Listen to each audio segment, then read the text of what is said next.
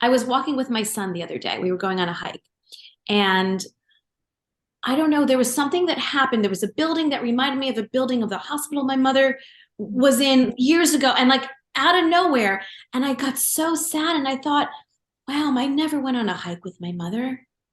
Like I had that moment of feeling like really like, oh, that's a loss, something that you don't know, but it's still a grief, do you know? So I wonder, do things come up with you and your brother where you're like, yeah, we never did that, or we never had that. Not that you feel sorry for yourself, but it's like a realization of like, oh, yeah, I guess that didn't happen.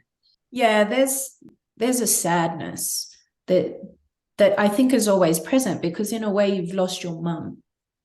Yeah. You've lost your mum. So my mum is still alive, thank God. And we went through a difficult period last year. Well, my brother more so because my brother lives in Australia. I live in Mexico. And he called me one day and said, Mum's not taking medication anymore. And so that was really hard. And coming back to what you were saying in your childhood, when you were growing up, the medication was completely different. And so I feel like patients back then didn't really get the best chance that they could to stabilize. And my mum's story is different because when she became stable, I was 19 and she remained that way for 16 years. And after 16 years, she said, no more medication. And it just blew our minds.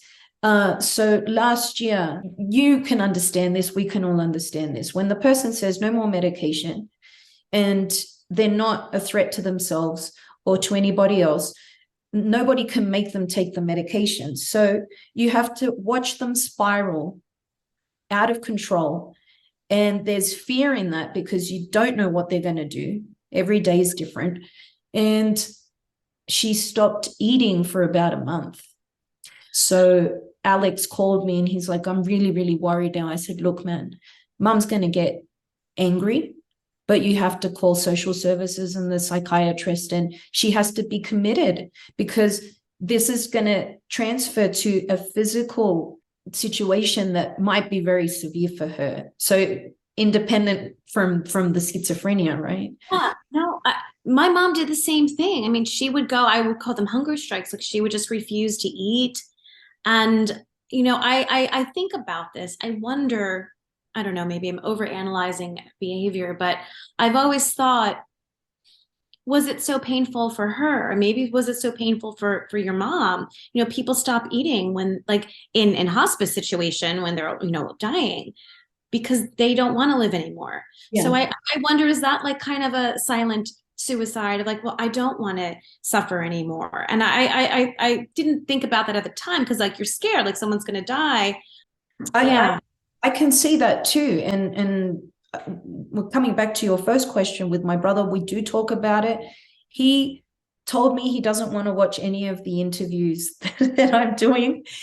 And I understand that. He said, you're far away. I live with this day to day, and it's painful for me. I don't want to sit in my spare time and watch interviews. It makes me sad. And I understand that, it does make me a bit it's sad for the whole family, Yeah. And Yeah. I just spoke to him yesterday because I told him about the interview and he said, wow, that's amazing. I'm really proud of you. I'm just not going to watch it. And I understand. I understand. And coming back to the other part, which is perhaps they don't want to live anymore.